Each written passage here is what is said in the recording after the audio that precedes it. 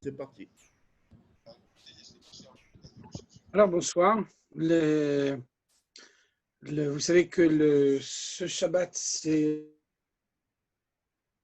qui est une date majeure chez les Chassidim. Donc je vous propose qu'on essaye de réfléchir ensemble sur le contenu spirituel de ce jour auquel le Rabbi accorde tellement d'importance. Donc brièvement, l'historique de Yud Bet Tammuz, le rabbi précédent, depuis le moment où il prend la direction des Chassidim en Tavreshpé 1920, est confronté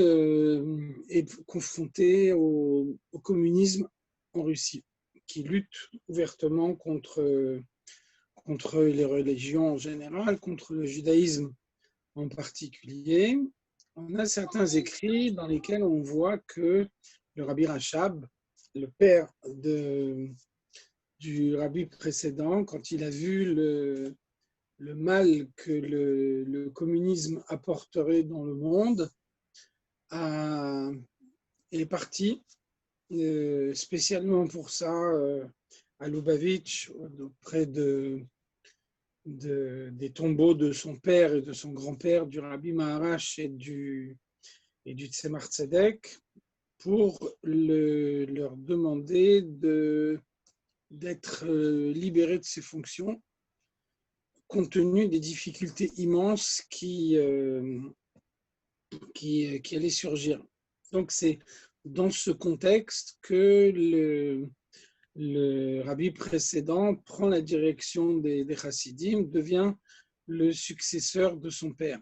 Et donc, effectivement, il y a une lutte acharnée entre les autorités russes et on pourrait dire la résistance juive, qui essaye de faire en sorte que la vie juive soit maintenue.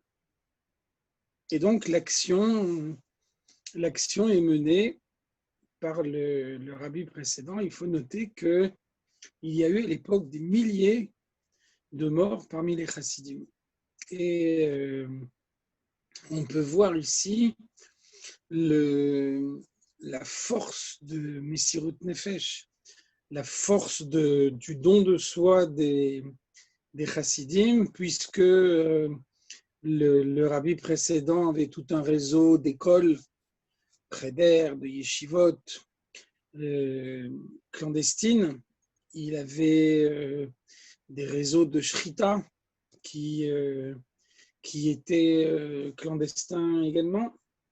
Et donc, il y avait des chassidim qui étaient envoyés dans tous ces endroits pour devenir shochet, pour devenir enseignants. Et très souvent, ces chassidim étaient découverts. Donc, ils étaient envoyés souvent en Sibérie, ou parfois même immédiatement exécutés de façon sommaire, sans aucun jugement. Et donc, le rabbi précédent porte lui-même témoignage que chaque fois qu'un chassid a été emprisonné et conduit dans un endroit duquel il n'est jamais revenu, le rabbi précédent dit qu'il n'a jamais eu de difficulté pour le remplacer.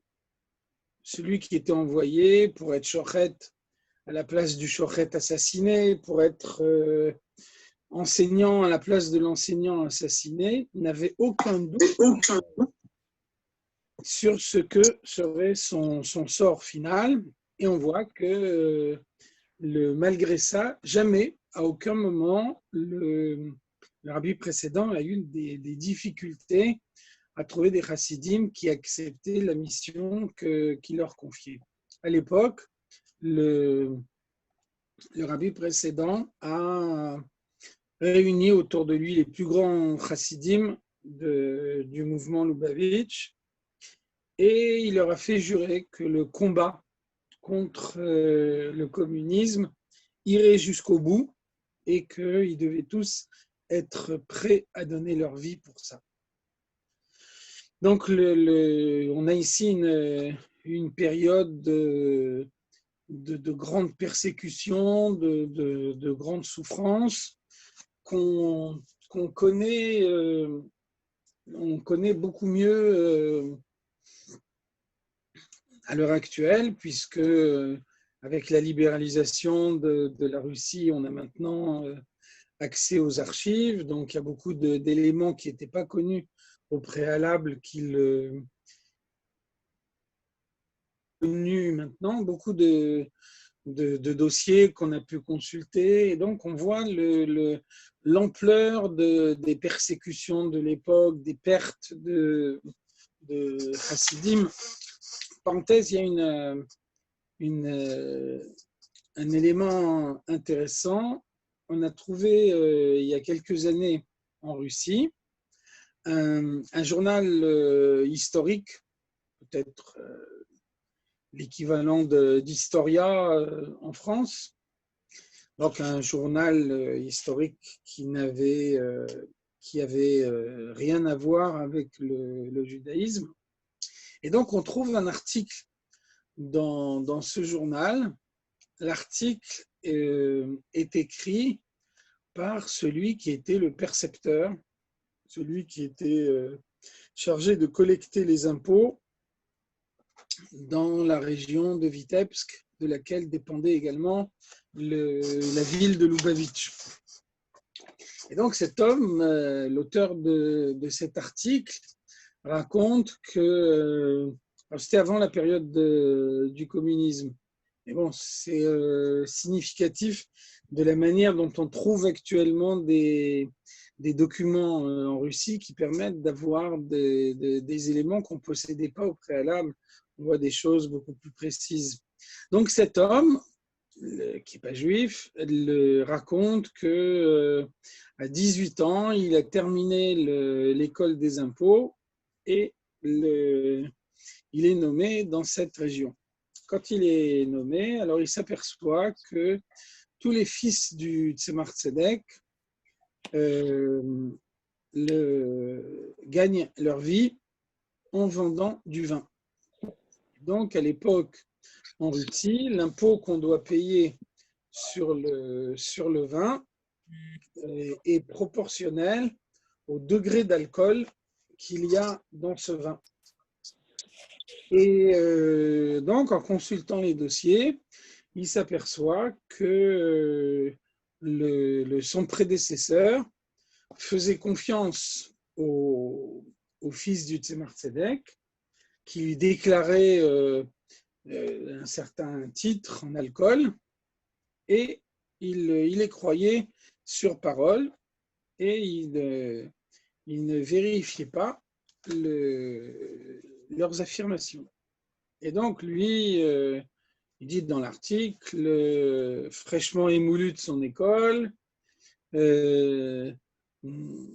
avec la fougue de la jeunesse, le désir de bien faire son travail, alors aussitôt, il appelle les fils du Tzemar Tzedek et il leur dit, je suis désolé, mais moi, je ne suis pas comme mon prédécesseur et moi, j'exige de vérifier le titrage en alcool de vos cuves de vin de façon à calculer en fonction de ce que je constate moi-même les impôts que vous aurez à payer.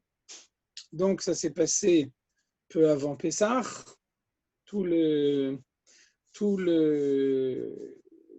vin que les chassidim utilisent pour Pessah, pour le seder de Pessah, c'est celui qui est vendu par les fils du Tzemar Tzedek. Et puis là, on a un goy qui veut faire le tour des cuves, ce qui veut dire que tout le vin sera interdit et qu'il va y avoir une immense pénurie de vin pendant Pessah.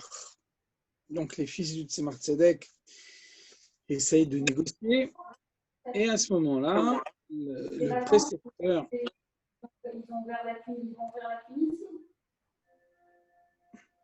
précepteur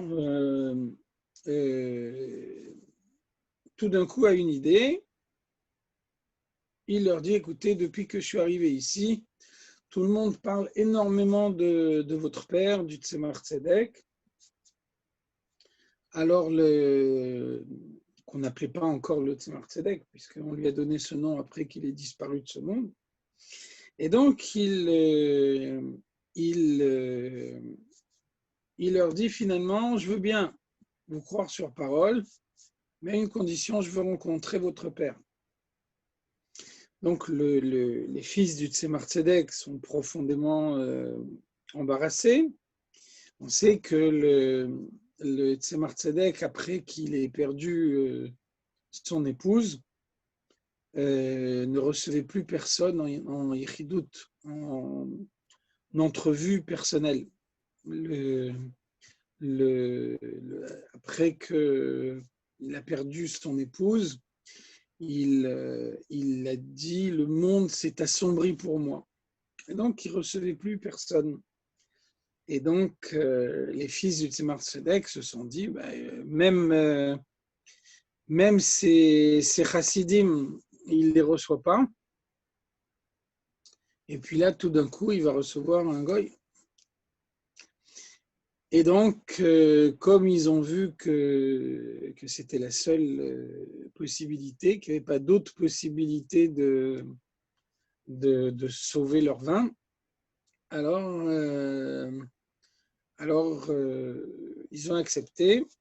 Et donc, cet homme raconte, dans l'article qu'il écrit dans cette revue, il dit il a vu le Tzemar Tzedek qui avait déjà un certain âge, qui était vieilli par l'épreuve, et du Tzemar Tzedek était là, et c'est eux qui ont servi d'interprète.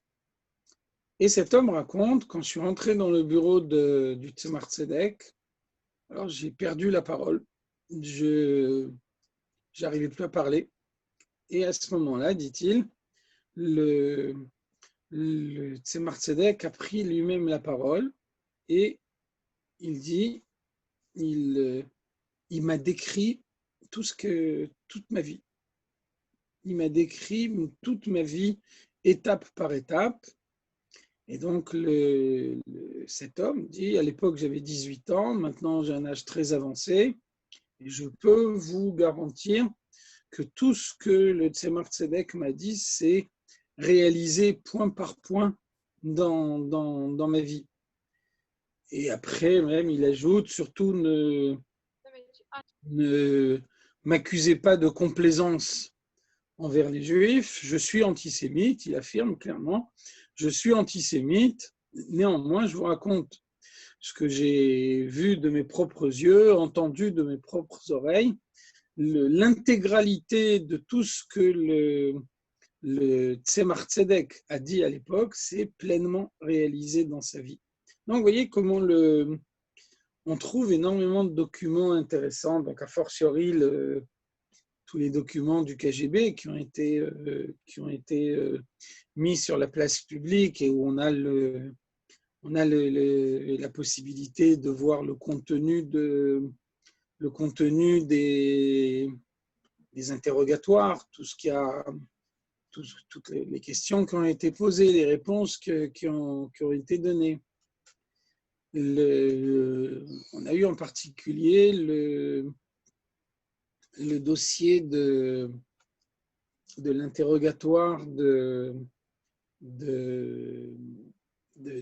père du rabbi, parce que le père du rabbi lui-même a été emprisonné par le KGB, et donc il est mort en exil à l'issue d'interrogatoires extrêmement douloureux.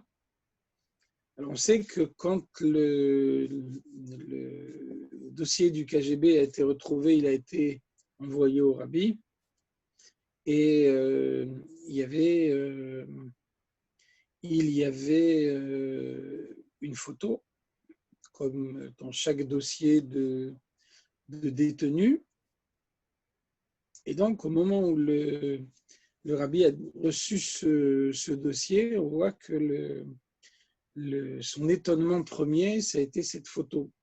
Le rabbi a quitté la Russie juste avant son mariage. Il s'est marié en Pologne. Ensuite, tout de suite après le mariage, il est allé s'installer en Allemagne. Donc, il n'est plus jamais retourné en Russie. Après l'Allemagne, il est venu habiter en France, ensuite aux États-Unis. Donc, le rabbi a vu son père pour la dernière fois, peu avant son mariage, quand il avait 27 ans. Et là, donc, il voyait une photo de son père 20 ans plus tard. Et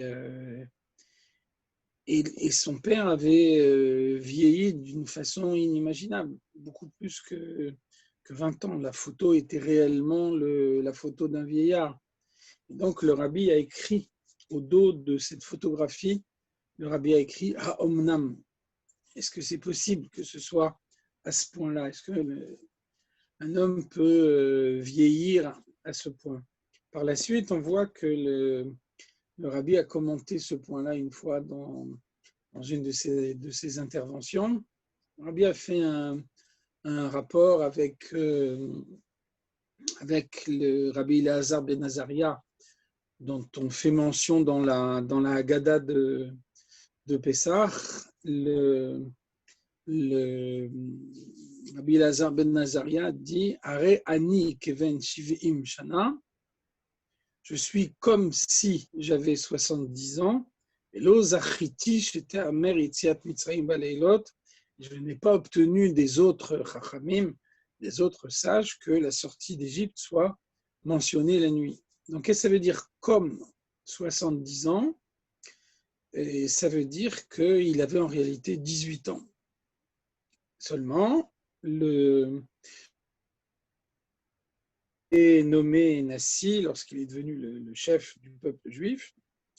Alors, en une nuit, sa barbe a blanchi, ce qui fait qu'il a pris l'apparence d'un homme de 70 ans, alors que concrètement, il avait seulement 18 ans. Et donc, le rabbi dit... Désolé, je n'ai accès qu'à 7 jours de votre calendrier sur votre Apple Watch. Donc, le rabbi a dit que on voit ici une question évidente qui se pose. Si on dit que Rabbi Elazar ben Azaria a effectivement 70 ans, alors là, ce qu'il dit prend toute sa valeur. Il a 70 ans, il a un certain âge, il a essayé toute sa vie d'obtenir quelque chose des Chachamim, il n'a pas obtenu. Par contre, si on dit qu'il avait uniquement 18 ans, alors même si son apparence est celle de 70 ans, mais concrètement, il a uniquement 18 ans. Alors s'il n'a que 18 ans, qu'est-ce qu'il y a de surprenant à ce qu'il ne soit pas parvenu à imposer son avis aux autres chachamim qui sont beaucoup plus âgés que lui? Et donc le rabbi nous dit, quand on dit qu'il a vieilli physiquement en une nuit, en une nuit, il s'est levé avec une barbe blanche et l'apparence d'un homme de 70 ans. Alors, ce vieillissement, il n'est pas uniquement physique. Ça veut dire également qu'on lui a donné les connaissances de la Torah qu'il aurait pu acquérir en 70 ans. Ça veut dire que même si biologiquement il avait 18 ans, mais concrètement, il avait le savoir d'un homme de 70 ans. Et de ce fait, il peut s'étonner en disant comment est-il possible qu'il ne soit pas arrivé à imposer son avis aux autres chachamim. Donc le rabbi conclut en nous disant qu'on voit bien que le temps qui passe, ce n'est pas uniquement le temps du calendrier. Des fois, un temps peut être beaucoup plus rempli, beaucoup plus ayant un contenu beaucoup plus fort, de sorte qu'une année est beaucoup plus qu'une année. Et donc, le rabbi a tout de suite fait le lien avec son père.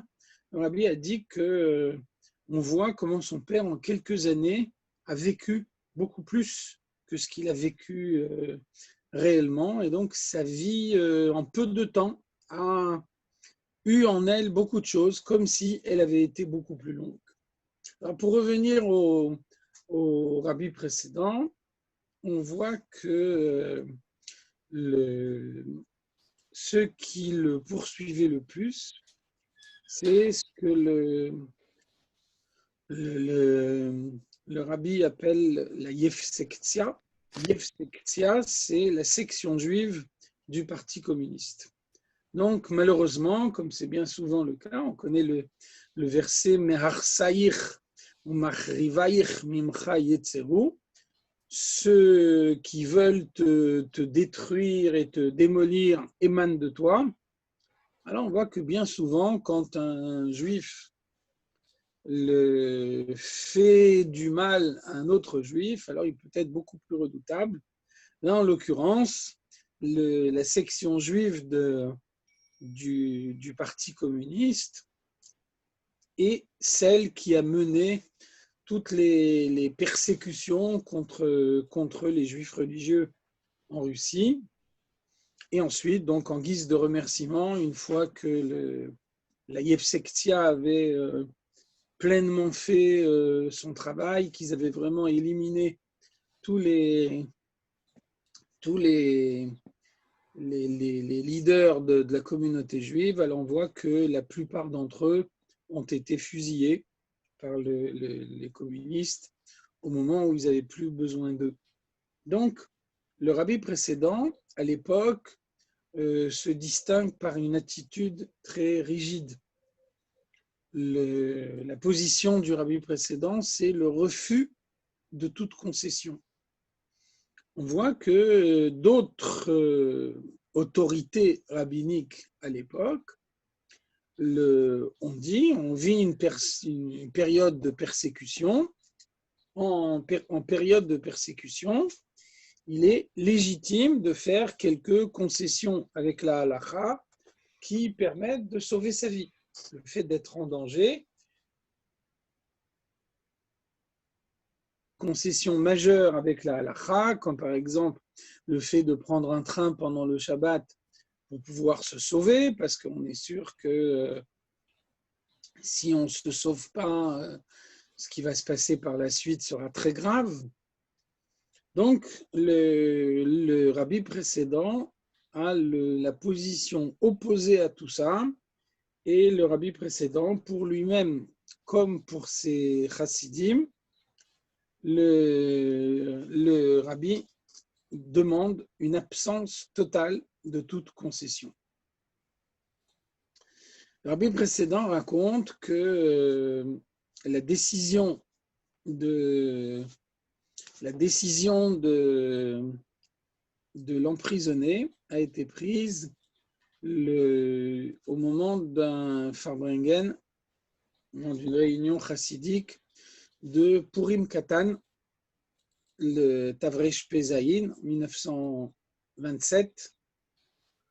Donc, le rabbi précédent fait un Farbrengen à l'occasion de la fête, et pendant ce Farbrengen, le rabbi précédent, à un moment, s'interrompt dans l'explication qu'il donne, et il dit je sais qu'il y a ici des espions du KGB, et donc qu'ils sachent que je n'ai pas peur d'eux, que je ne modifierai pas mon discours pour eux, et que donc ça peut avoir toutes les conséquences que ça aura, mais en tout état de cause, mon discours restera le même, et ils n'obtiendront pas de moi de me bâillonner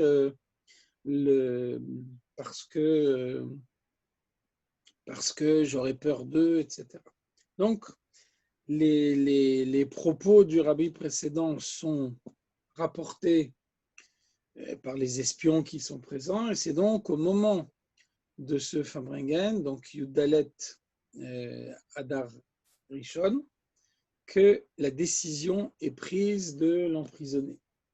Concrètement, il sera emprisonné le en Hadar, en Sivan, pardon, donc 3 mois plus tard, le 17 Sivan, et la libération, c'est le 12 Tammuz, qui veut dire qu'il est en prison jusqu'au 3 Tammuz, et à partir du 3 Tammuz, sa peine est commuée, et, et, et donc il part en exil, d'abord pour 10 ans, ensuite pour 3 ans, et puis finalement il est libéré, Yudbet Tammuz. Donc c'est une période d'intense activité diplomatique, on pourrait dire, chez les chassidim, qui ne se trouvent pas en Russie. Il y a déjà à l'époque des chassidim très actifs aux États-Unis. Donc le président des États-Unis lui-même intervient, le baron de Rothschild intervient. Il y a beaucoup de personnalités dans le monde entier qui interviennent. Et donc, la Russie soviétique, qui est très jalouse de son image, qui ne veut pas du tout montrer à l'extérieur les persécutions qu'il y a à l'intérieur du pays, tout d'un coup, donc, la Russie comprend que si elle ne relâche pas le rabbi, alors elle va se trouver très isolée sur la scène internationale. Et donc, c'est là que le gouvernement russe décide la libération du rabbi. Donc, comme je l'ai dit, elle se fait en plusieurs étapes. Le rabbi précédent raconte lui-même qu'il a pu consulter son dossier d'incarcération. Et donc, dans un premier temps, c'est écrit peine capitale. Ensuite, le mot peine capitale est barré. Et donc, il y a toute la succession, toutes les années de prison. Ensuite, la libération de prison et le fait qu'il a été envoyé en exil. Et donc, toute la période pendant laquelle le rabbi précédent est en prison est pour lui une période d'intense souffrance. On voit que tous les interrogatoires sont faits la nuit, dans des conditions toujours très difficiles. À plusieurs reprises, le rabbi précédent a été frappé. Il a souffert toute sa vie de la conséquence des coups qui lui ont été donnés pendant cette incarcération. Et donc, malgré tout, le rabbi précédent ne modifie pas du tout sa position, et donc il s'exprime envers ses oppresseurs avec le plus grand courage. Le juge qui est chargé de gérer son dossier est malheureusement un juif qui appartient à la Yevsektia, et le juge parle au rabbi précédent en russe. Et donc le rabbi précédent, sachant qu'il a affaire à un juif, lui répond en yiddish. Et donc tout le dialogue est fait de telle façon que le juge parle en russe et le rabbi précédent comprend parfaitement les questions, mais répond en yiddish. Évidemment, tout ça fait que le juge est excédé, et à un moment, on confisque au rabbi précédent ses tefilines, et le juge excédé lui dit: mais vous croyez où ici? croyez que c'est vous qui allez faire la loi ici? Et, le rabbi précédent lui dit, je suis ici dans un endroit qui, d'après la halacha, est dispensé de mezouza au même titre que des toilettes ou une écurie. Donc, vous vous doutez de la manière dont sa réponse est accueillie par le juge. Il y a aussi le récit bien connu que le rabbi rapporte dans ses réchimot. Le rabbi dit que pendant le Shabbat, dans sa cellule, donc il a 3 co-détenus, et quelqu'un vient lui faire une photo. Et donc lui, il est en train de prier, et il est tellement absorbé par la prière qu'il ne s'aperçoit même pas qu'on est venu pour lui. Donc le rabbi précédent dit qu'on l'appelle, non pas par son nom, parce qu'en prison, il n'y a plus de nom, on l'appelle par son matricule, mais le rabbi précédent ne répond pas, et donc les autres, les co-détenus sont terrorisés, parce qu'en prison, il ne vient même pas à l'idée de ne pas obéir aux gardiens, et donc là, désobéir aux gardiens, ça peut avoir des conséquences catastrophiques. Et là, contre toute attente, les gardiens reviennent et repartent, et reviennent plus tard, au moment où il a terminé sa prière. Et le rabbi précédent leur demande « Qu'est-ce que vous voulez ?» Ils répondent « On est venu faire une photographie de vous pour le dossier. » Peut-être ces fameux dossiers, là justement, où il y avait à chaque fois une photographie. Et le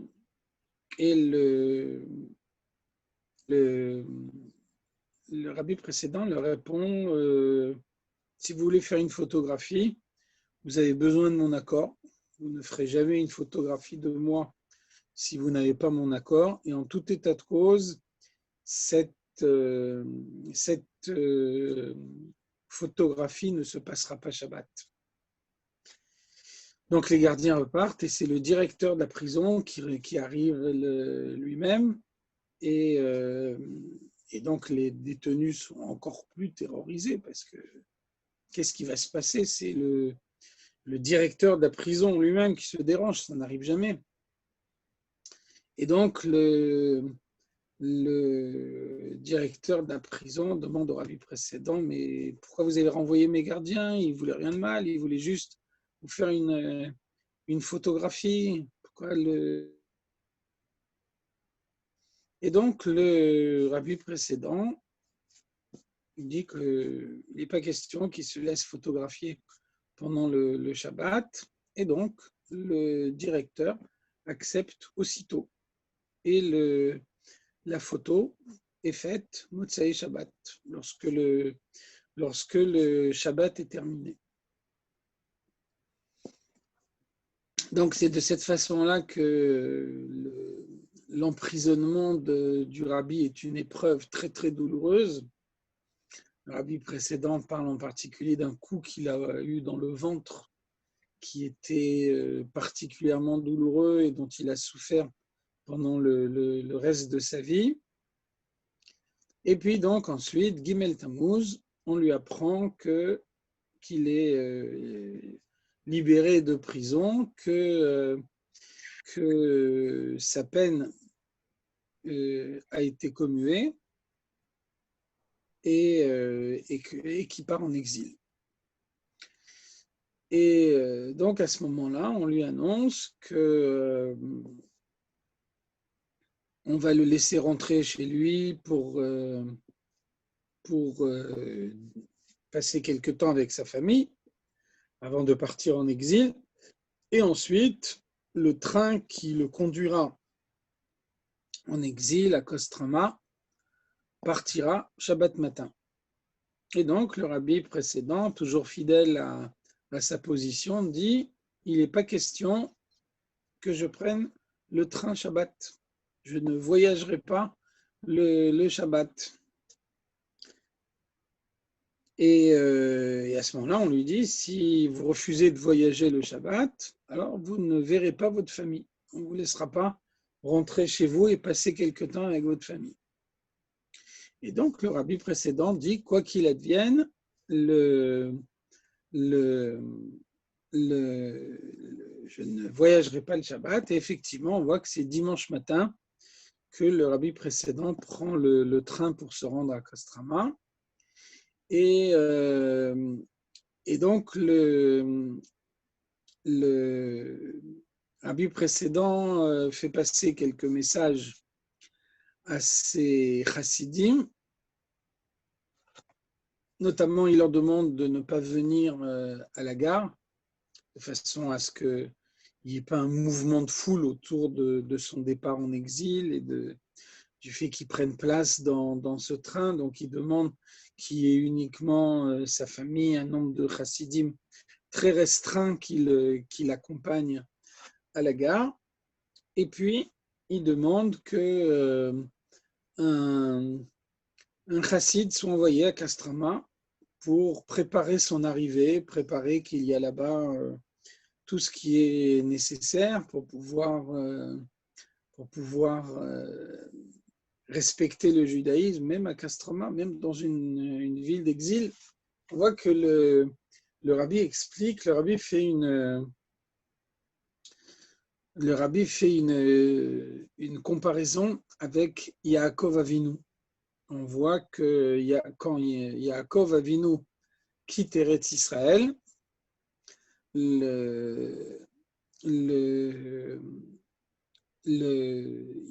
donc il doit aller à Goshen, en Égypte, et donc la Torah nous dit qu'il envoie Yehuda, son fils, les Harot Lefanav Goshna, pour reconnaître l'endroit avant son arrivée à Goshen. Rashi nous dit quelle est la signification de ce verset, Lehatkin lo beit Talmud, d'instaurer à Goshen une maison d'études. Et donc, comme Yehuda a précédé Yaakov, au moment où Yaakov est arrivé à Goshen, cette maison d'études était déjà fonctionnelle. Alors, qu'est-ce qu'on voit? Que le rabbi précédent a fait la même chose. Il a envoyé un chassid, Reb Mechel Dvorkin, qui l'a précédé à Kostroma et qui a fait que au moment où il est arrivé à cet endroit-là, il a pu immédiatement avoir tout ce qu'il fallait pour pouvoir mettre en pratique le judaïsme. Donc, le rabbi précédent arrive le 4 Tammuz à Kostroma et le 12 Tammuz, on lui apprend, donc entre-temps, les pressions continuent au niveau international et donc on décide de libérer le rabbi précédent et finalement de l'expulser, de le renvoyer de Russie. Et donc le rabbi précédent va par la suite habiter en Lettonie, c'est-à-dire dans un pays qui est devenu par la suite une région de l'URSS, mais qui à l'époque était encore un pays indépendant. Donc le rabbi précédent a quitté définitivement la Russie. Et donc, la nouvelle lui est annoncée le 12 Tammuz, mais en Russie, dans le régime communiste, le 12 Tammuz est un jour férié. Et donc, le jour même, le 12 Tammuz, on ne peut pas lui donner tous les documents qui sont nécessaires pour pouvoir sa libération. Et donc, il faut attendre le lendemain, le 13 Tammuz, pour que sa libération soit confirmée. Alors on voit que chez les Chassidim, on explique que pourquoi est-ce que ça s'est passé en 2 temps. Le 12 Tammuz, il y a eu l'annonce de la libération du rabbi précédent. Ensuite, le 13 Tammuz, c'est la libération effective du rabbi précédent. Eh bien, c'est parce que tous les Yamim Tovim, toutes les fêtes qui ont été fixées pendant le temps de l'exil, ont 2 jours. Et donc là aussi, il fallait que la fête de la libération du rabbi précédent ait 2 jours également.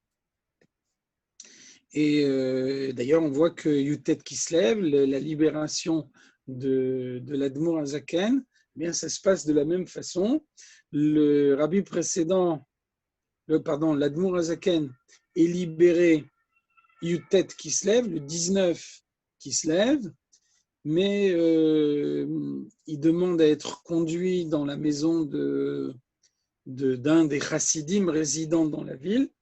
Et puis, on se trompe et on le conduit dans la maison d'un opposant à la chassidoute. Et donc, cet homme veut parler avec lui poser des questions. Donc, la réunion est très longue, très pénible. Ça dure 3 heures. Par la suite, l'Admour Azaken dit, pendant ces 3 heures, j'ai souffert beaucoup plus que pendant mes 53 jours d'emprisonnement. En tout cas, à l'issue de ces 3 heures, l'Admour Azaken sort de la maison et on est déjà le 20 qui se lève. Et donc, on considère que la libération est effective au moment où l'Admour Azaken retrouve ses chassidim, c'est-à-dire le 20 qui se lève. Donc, de cette façon-là, le Yom Tov dure 2 jours, Yutet et Chaf, 19 et 20 qui se lèvent. Donc, on voit la même chose pour le rabbi précédent. Le 12 et le 13 Tammuz, donc ce Shabbat et dimanche, le lendemain, sont 2 jours de Yamim Tovim, comme les 2 jours de Yamim Tovim qu'on célèbre quand on est en exil. Lorsque le rabbi quitte l'exil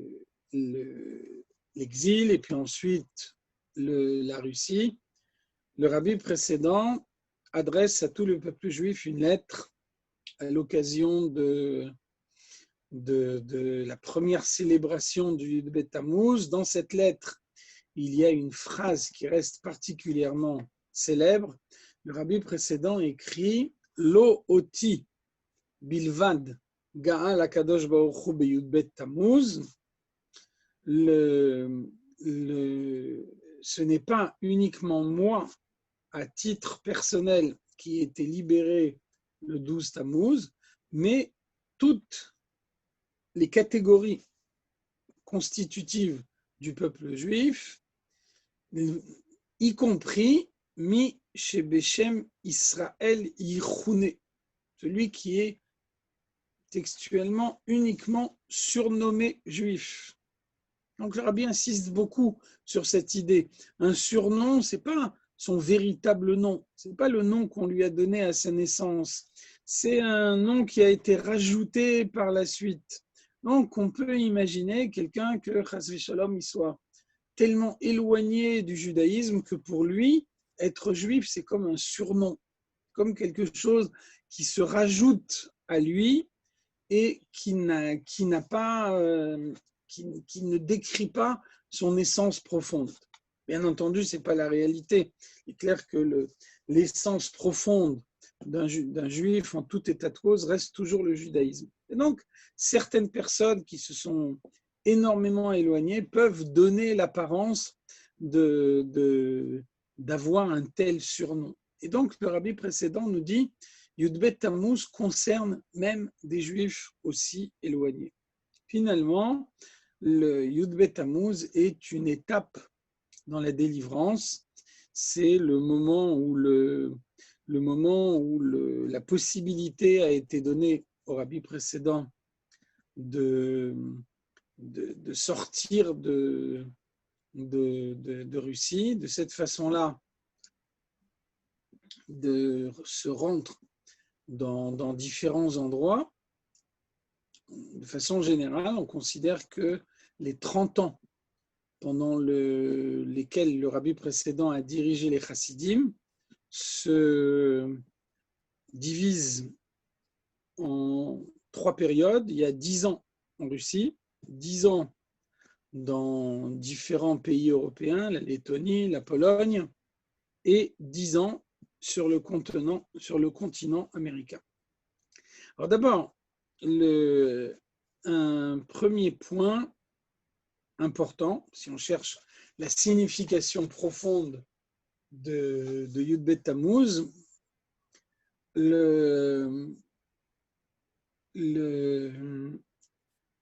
on voit que le rabbi précédent, après avoir quitté la Russie, se rend en Eretz Israël. Donc c'est un voyage très important en 1929. Le rabbi précédent arrive à visiter Maharat HaMarpela. À l'époque, c'est une pro un juif rentrer dans Maharat HaMarpela. Il y a un certain nombre de marches que les juifs peuvent franchir et pas plus. Et donc, finalement, on obtient l'autorisation et le rabbi précédent peut rentrer à Maharat HaMarpela. Et puis, donc le rabbi précédent rentre ensuite en Pologne. Sur le bateau, il se passe un fait très intéressant. On voit que il y a eu, en 1929, il y a eu le pogrom de Hebron, c'est-à-dire que les Arabes ont tué énormément de Juifs ce jour-là et ils ont décimé complètement la communauté de Hebron. Les quelques survivants se sont ensuite réfugiés à Yerushalayim. Ils sont arrivés à effacer la présence juive à Hebron, au moins pendant quelques années. Et donc, le rabbi précédent était à Hebron, il était à Maharat HaMarpela, et puis il reprend le bateau ensuite pour rentrer en Pologne. Sur la radio du bateau, on apprend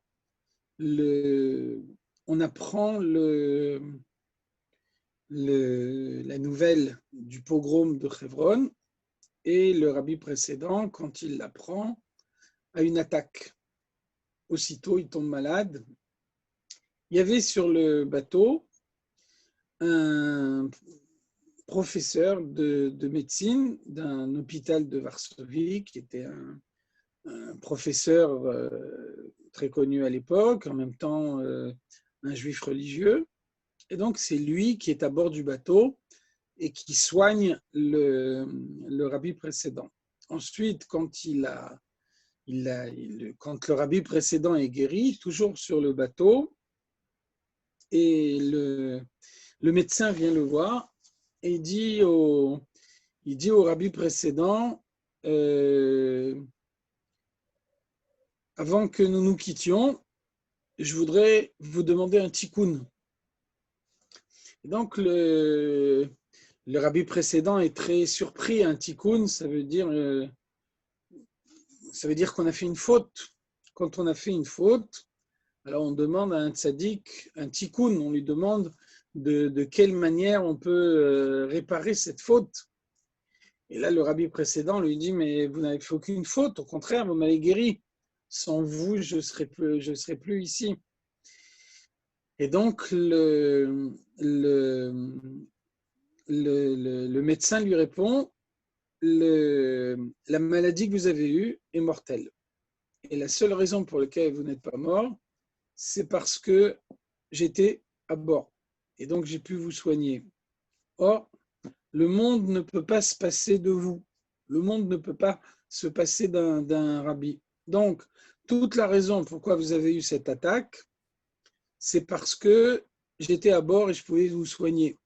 Si je n'étais pas à bord, il n'y avait personne sur le bateau pour vous soigner, alors c'est inconcevable que Dieu vous aurait retiré de ce monde et donc vous n'auriez pas eu cette attaque. Donc finalement, toute la raison pour laquelle vous avez eu cette attaque, c'est ma présence sur ce bateau et c'est pour ça que je vous demande un tikkun. Alors, ce que je voulais dire à propos de cette visite de Hebron, et quand on réfléchit au contenu de Bet Tammuz, un élément très important, plusieurs fois on a posé la question au rabbi actuel, pourquoi le rabbi ne va pas en Eretz Israël? Donc le rabbi a donné plusieurs réponses à cette question. Une fois, il y a le Rav Shlomo Goren, qui a été l'aumônier en chef de Tzahal, tout d'abord, et ensuite, il a été le grand rabbin ashkénaze d'Israël. Donc, il est parti lui aussi voir le rabbi, et il a posé également cette question au rabbi. Il a demandé pourquoi le rabbi ne va pas en Eretz Israël. Et le rabbi lui a fait une réponse très intéressante. À ma connaissance, c'est la seule fois où le rabbi répondait de cette façon-là. Le rabbi a donné d'autres réponses, mais cette réponse-là, à ma connaissance, c'est la seule fois où le rabbi l'a donnée. Donc le rabbi a dit,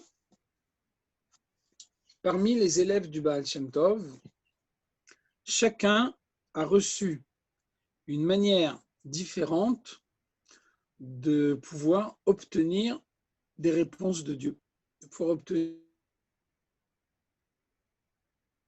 répondre aux questions qu'on se pose, etc. Les rébéim de Chabad ont obtenu comme moyen d'obtenir une réponse de Dieu le fait d'aller sur le tombeau de leurs prédécesseurs.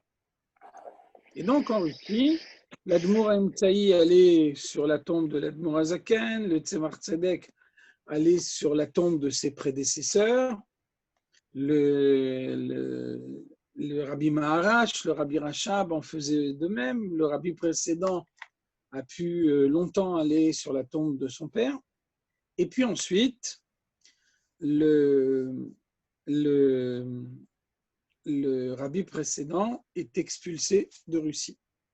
Et donc, ça veut dire que le rabbi précédent n'a plus la possibilité d'aller sur les tombes des rébéim précédents. Et donc, explique le rabbi au Rav Goren, pour pouvoir obtenir la révélation de Dieu, eh bien, le rabbi précédent est allé à Hebron en s'adressant directement à Avraham, Yitzhak et Yaakov qui lui ont donné la réponse à toutes les questions qui pouvaient se poser. C'est la raison d'être de ce voyage. Et donc, le rabbi a dit, le rabbi précédent a pu aller en Eretz Israël parce que c'est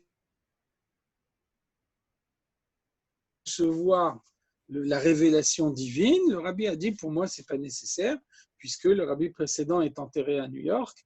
Donc, lorsque moi, je veux obtenir la révélation divine, la réponse à mes questions, moi, je peux me rendre près de la tombe du rabbi précédent qui est ici même à New York. Comment est-ce qu'on peut expliquer le fait que finalement le rabbi précédent a choisi de s'installer aux États-Unis, ce qui est également une conséquence de Yud Bet Tammuz. Et donc, le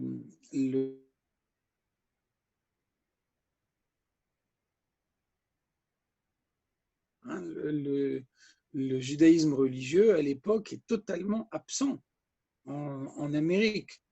Le rabbi précédent, et ensuite le rabbi, répète souvent ce qui était devenu un dicton populaire chez les juifs américains, America is anders. L'Amérique, c'est différent. Quand on est en Europe, alors on respecte le Shabbat. Quand on est en Amérique, c'est fini. On ne respecte plus le Shabbat. Parce que quelqu'un qui ne travaille pas Shabbat, il n'a aucune chance de gagner sa vie. Donc, si tu veux pouvoir manger tous les jours, quand tu es en Amérique, tu dois travailler Shabbat, il n'y a pas le choix. Ça, c'est le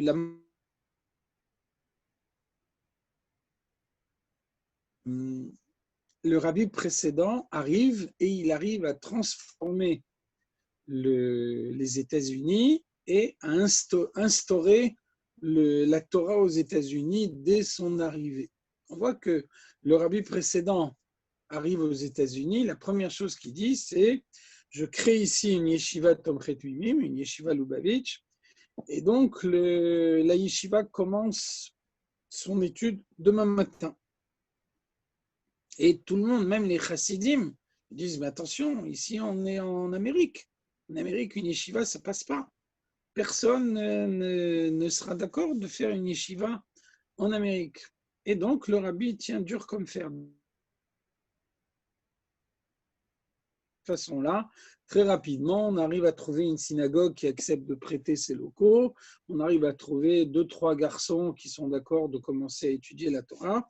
Et avec ces 2-3 garçons, et dans cette synagogue, la yeshiva est créée dès le lendemain matin. Donc, qu'est-ce que ça veut dire tout ça? Alors, on explique chez les chassidim que l'Amérique a une particularité, c'est qu'elle est entourée par des océans. Et ça veut dire que lorsqu'il y a eu Matan Torah, lorsque Dieu a donné la Torah sur le mont Sinaï, l'influence de Matan Torah, la lumière de Matan Torah s'est répandue dans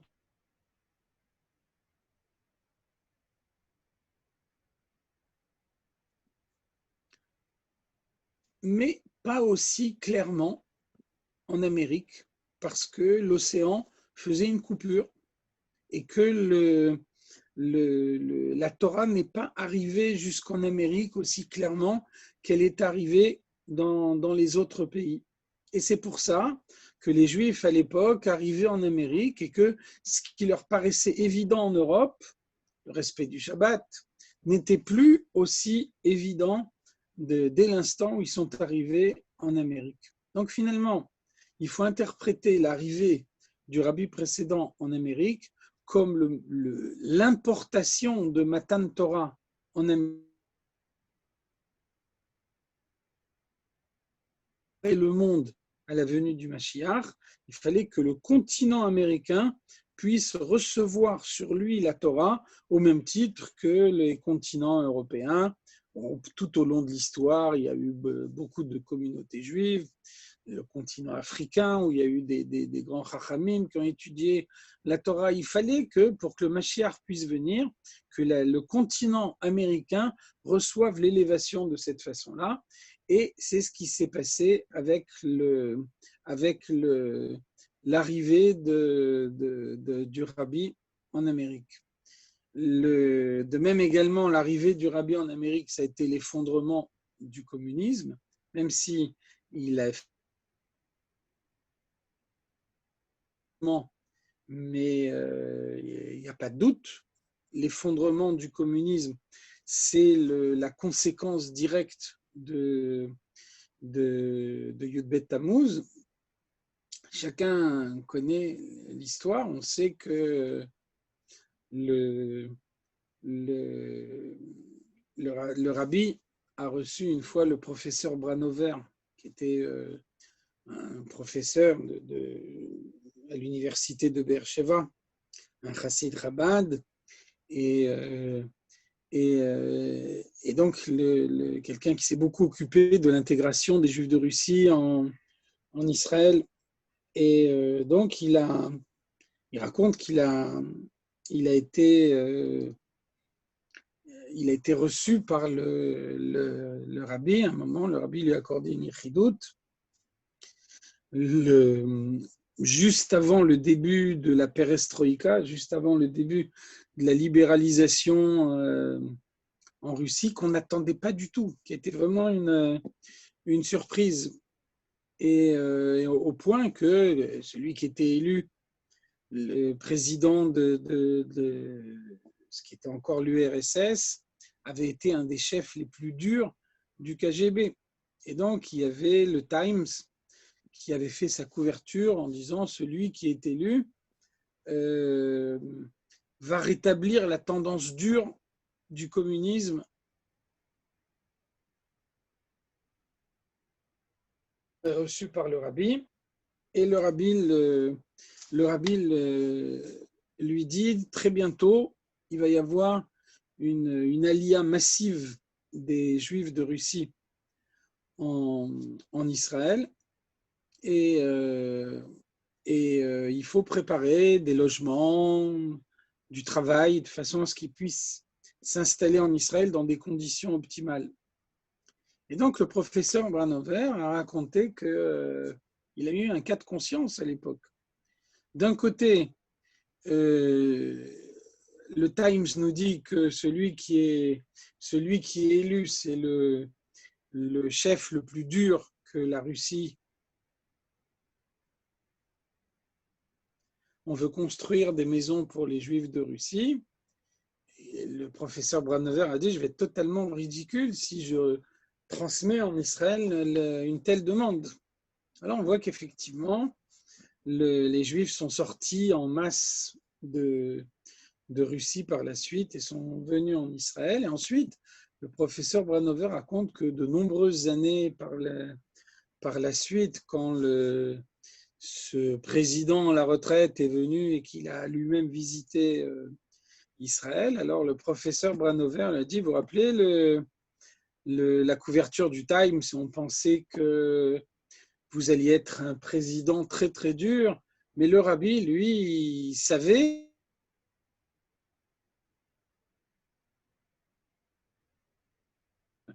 à l'époque, je n'avais pas encore pris la décision de libéraliser. Donc, mais l'esprit prophétique du rabbi qui sait à l'avance ce qui s'est passé. En tout cas, on voit comment le rabbi a largement complété cette initiative qui a été introduite par le rabbi précédent. Le rabbi a développé le Matan Torah de l'Amérique. Il a conduit à des proportions qu'on n'aurait pas pu imaginer. Donc, ça veut dire que tout le continent américain dans son ensemble est prêt pour la venue du Mashiach. Ça veut dire que le monde entier est prêt pour la venue du Mashiach. Donc, c'est un moyen de se renforcer pendant ce